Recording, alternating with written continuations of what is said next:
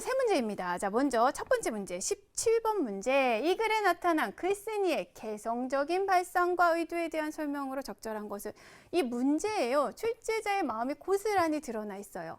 개성적인 발상과 표현 단원을 공부했잖아요. 자, 그러면 글을 읽으면서 이 글에 글쓴이의 개성적인 발상과 의도, 그러니까 어떻게 표현되어 있는지 그걸 과연 파악할 수 있을까? 당연히 해야 하는데, 그렇죠? 자, 그 부분을 묻고 있는 문제예요. 자, 여러분 어렵게 생각하지 마시고 발상이 뭐랬어요? 생각을 해내는 겁니다. 즉 뭔가 개성적인 생각, 즉 이 글에 담긴 글쓴이의 생각이 뭐냐는 거예요. 그리고 의도는 이 글을 왜 썼냐는 거예요. 그 생각을 전하기 위해서 썼을 겁니다. 그렇죠? 그 말하고자 하는 바, 그거 여러분이 정확히 파악해 주시면 됩니다. 그럼 선지를 보겠습니다.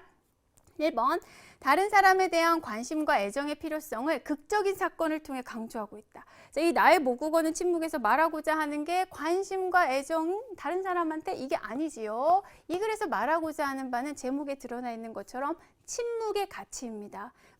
쓸데없는 말을 많이 하는 것보다 침묵으로 상대를 진심으로 느끼고 이해할 수 있는, 이게 중요하다는 얘기죠. 관련이 없고요. 2번, 사라져가는 인디언 부족의 전통을 소재로 과거의 삶의 방식을 회고하고 있다. 인디언 부족의 전통, 뭐가 사라져간다 이런 얘기 없었어요. 이 침묵에 관한 얘기도 사라져가는 전통이란 언급 없고요. 네, 언어적 표현보다, 즉 말보다, 모국어 같은 말보다 무엇으로? 침묵으로 상대를 이해하는 것이 소중하다. 이게 가치가 있다는 걸 담담한 어조로 전달을 하고 있지요. 그래서 정답은 네, 3번이 되겠습니다. 됐죠? 네, 4번 갈게요. 실제 경험한 일을 바탕으로 침묵으로 인한 주변 상황의 변화 과정을 구체적으로 묘사하고 있다. 침묵으로 인해서 주변 상황이 어떻게 달라지는지를 구체적으로 묘사하지 않았고요. 그냥 자신의 생각을 담담하게 서술하고 있었습니다. 그다음에 자신의 여행 과정을 시간 순서대로 제시했다. 자신의 경험과 깨달음을 중심으로 썼지 뭐 여행한 과정을 쭉 시간 순서로 보여주고 있지 않았어요. 그래서 이것도 틀린 내용이 되겠습니다. 됐지요? 자, 18번으로 갑니다. 서술형 문제입니다. 우리 친구들 서술형 어려워하는데 이거 좀 어려웠을 거예요. 어려운 문제 맞습니다. 자, 이거를 거의 이제 예시답안과 비슷하게 쓴 친구들이 많지 않을 거예요. 그러니까 여러분 이것 때문에 좌절하면 안 됩니다. 자, 선생님하고 같이 이런 식으로 접근하는 거구나 하고 이해를 해주시면 돼요.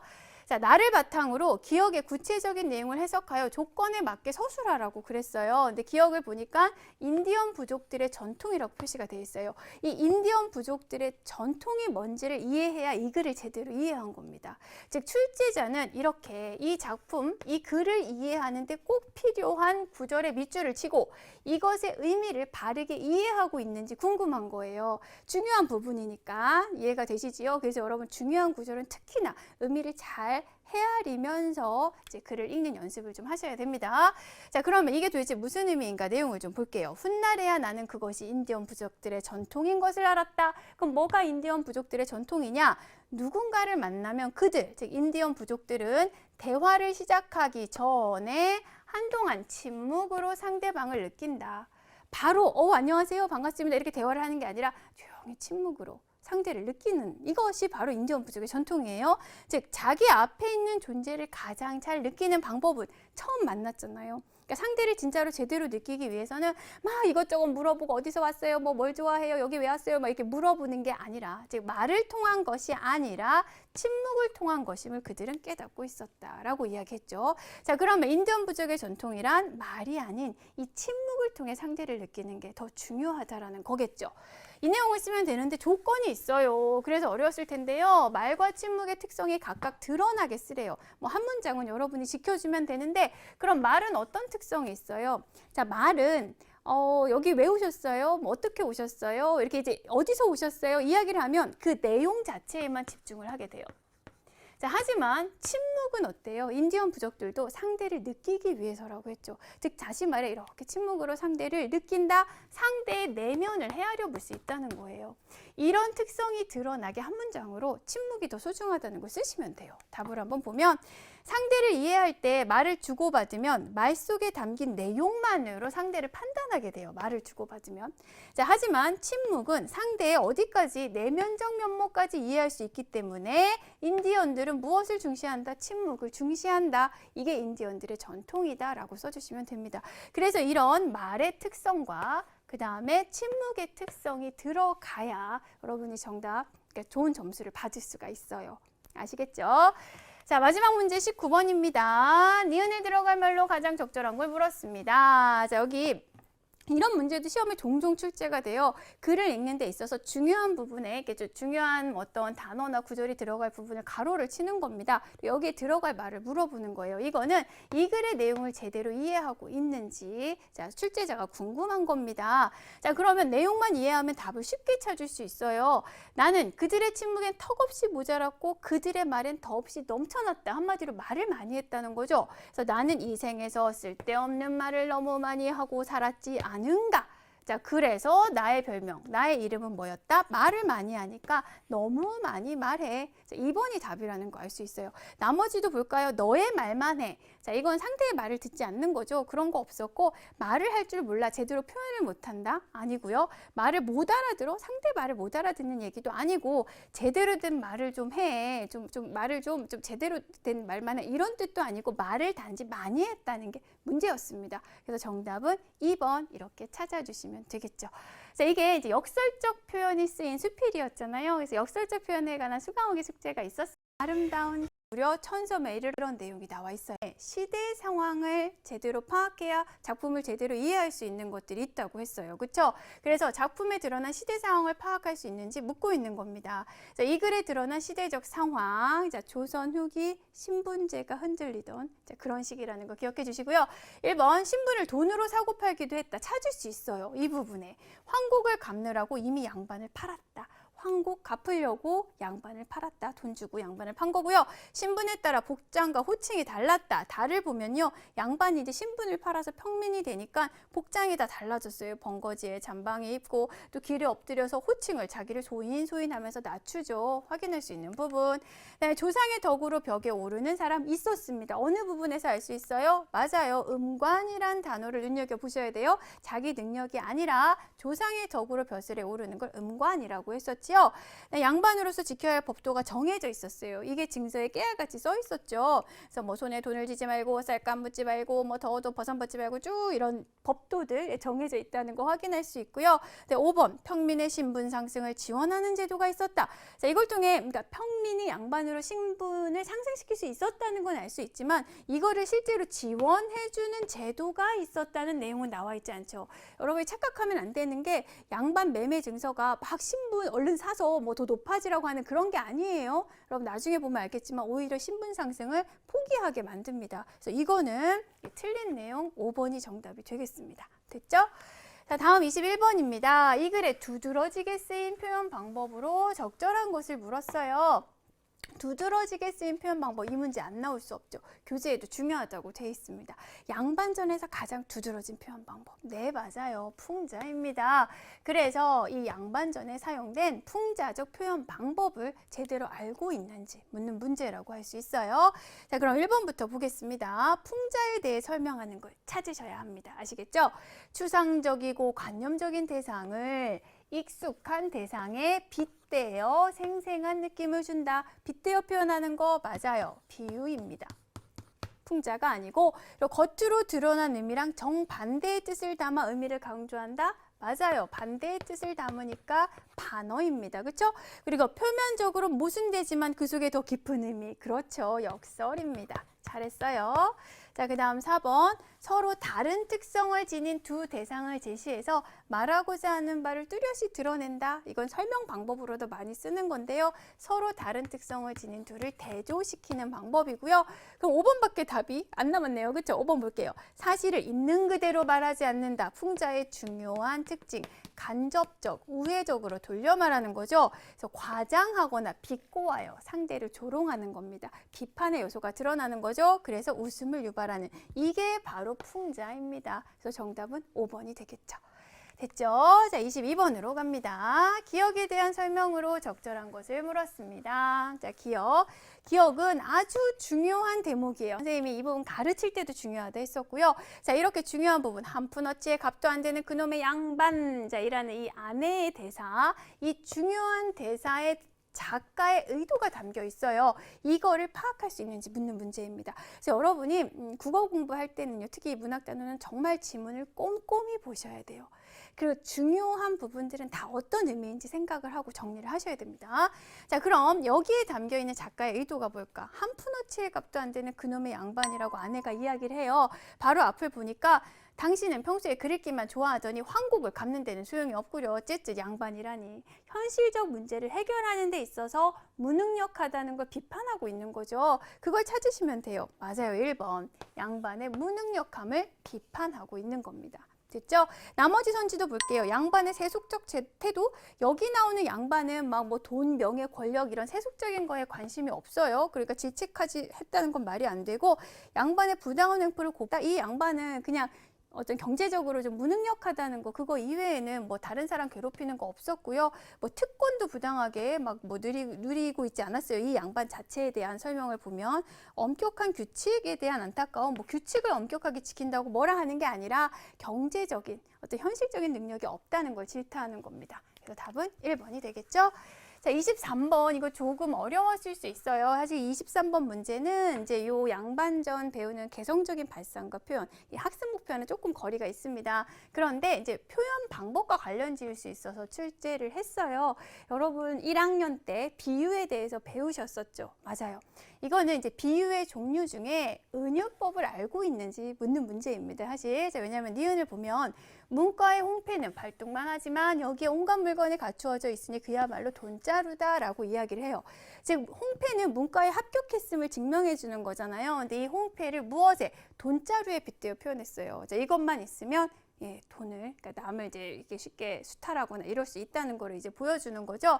그래서 이 홍패를 돈자루에 빗대어 표현하는데, 홍패는 돈자루다. 네, A는 B다. 자, 이런 형태는 은유법이라는 거 1학년 때 배웠었죠. 그렇죠? 그래서 은유법이 쓰인 걸 찾으시면 돼요. 1번, 구름은 보랏빛 색지. 구름을요, 아마 이제 뭐 노을이 질 무렵이었을까요? 보랏빛 색지에 빗대어 표현했어요. 근데 무엇은 무엇이라 했으니 네, 은유법입니다. 은유법.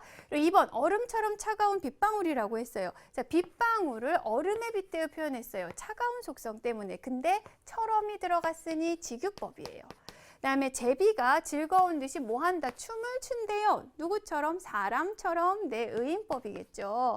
그다음에 어둠이 훨훨훨 기슬치며 내려온다 그랬어요. 어둠이 훨훨훨 기슬치며 내려온대요. 뭐처럼? 새처럼. 살아있지 않은 어둠을 살아있는 것처럼 표현하면 네, 화류법입니다. 그쵸? 새처럼 표현했으니까.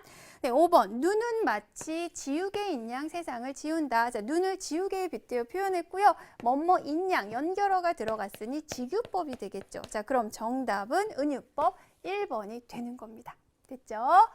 자, 24번으로 갑니다. 이 글의 흐름으로 볼 때 서술형 문제예요. 좀 어렵죠? 디귿, 증서에 담긴 내용과 그 의도를 조건에 맞게 서술하라 그랬어요. 그러면 두 가지를 써야 됩니다. 서술형. 자, 1번 내용을 써야 되고요. 증서에. 그리고 2번 그 의도를 써야 됩니다. 근데 조건에 맞게 쓰래요. 하고 조건을 보니까 군수의 입장이 드러나게 쓰라 했고요. 증서의 중심 내용이 드러나게 쓰라고 했어요.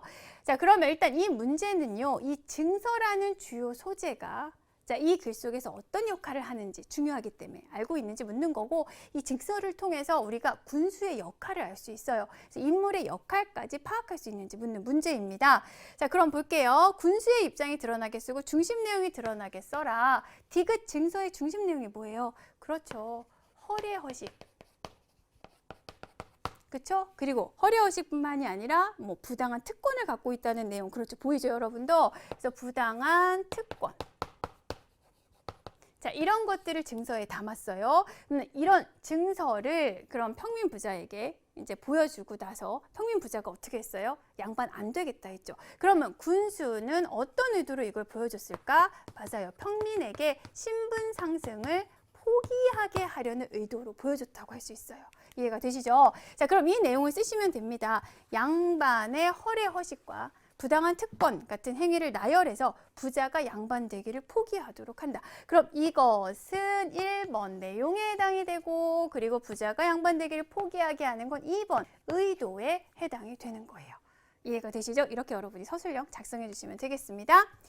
자, 이어서요. 그림 동화로 읽는 흑설공주입니다. 자, 개념책 51쪽에서 52쪽에 있고요. 자, 문제는 25번부터 27번입니다. 그쵸? 자, 25번부터 27번에 해당하는 문제입니다.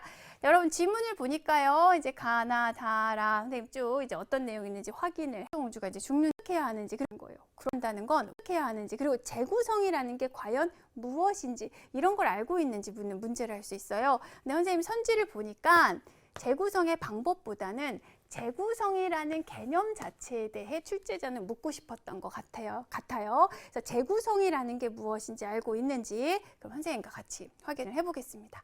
자, 문학 작품을 재구성한다는 건 원작의 작가에 대한 독자의 평가 활동이다. 어떤가요? 작가를 평가하는 거예요? 작품을 평가하는 거예요? 그렇죠. 작가가 아니라 작품을 평가하는 겁니다. 이 작품을 보면서 일단은 원작의 의미를 이제 이해하고 수용하지만 그걸 바탕으로 근데 이 부분은 좀 잘못된 것 같아. 비판을 하는 겁니다. 그러면서 평가를 하는 거죠. 그래서 작가가 아닌 작품에 대한 평가가 되고요. 네, 2번 원작의 주제를 독자가 재확인하는 활동이라고 했어요. 주제를 그대로 재확인하는 게 아니죠. 나름대로 재해석을 해야 되고요. 네, 원작에 대한 독자의 능동적인 감상 활동이다. 이거 어떤가요? 능동적으로 감상을 한다는 건 그냥 무조건 받아들이기만 하는 게 아니라 자기 나름의 가치관으로 작품의 의미를 다시 해석하는 겁니다. 이게 바로 다시 구성하는 재구성의 의미죠. 그래서 3번이 답이고요. 원작에 대한 독자와 독자 사이의 교류 활동, 독자와 독자가 아니라 작품을 읽고 독자가 재해석을 하는 거니까 작품과 독자 사이의 교류라고 할 수 있겠고요. 원작에 대한 감상의 방향을 규정하지 않아요. 다 다르게 감상할 수 있다는 걸 알고 재구성이라는 게 가능하다고 우리가 이해를 할 수 있겠죠? 정답은 3번입니다.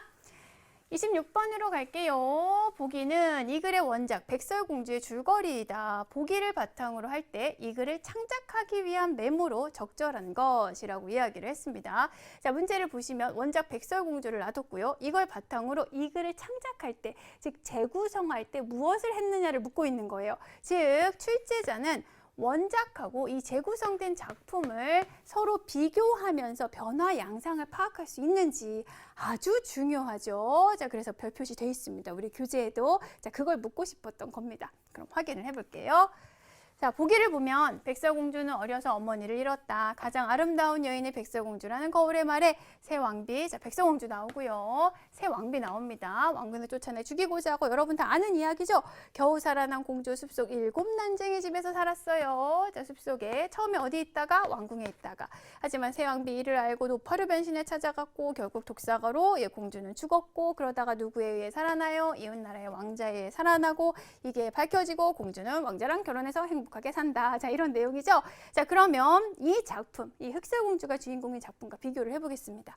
시대적 상황을 현대로 바꾸었다? 아니에요. 흑설공주는 백설공주의 딸이기 때문에 거의 비슷해요. 조금 더 뒤에 일이기 때문에 틀리고요.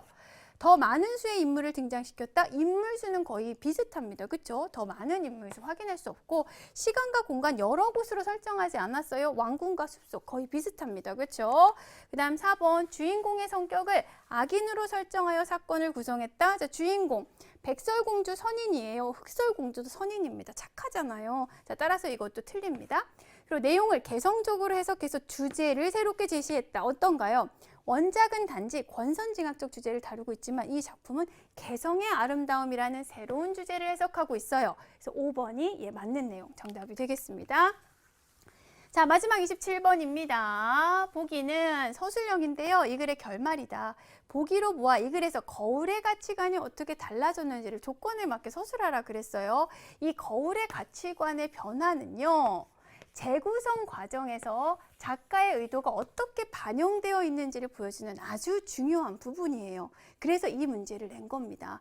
자, 거울이요. 자, 라를 보면 세상에서 가장 아름다운 사람을 물었을 때 처음엔 흑설공주님이라고 얘기했어요. 즉 정해져 있다고 본 거죠. 자, 그런데 이 보기를 가면요. 대답을 못합니다.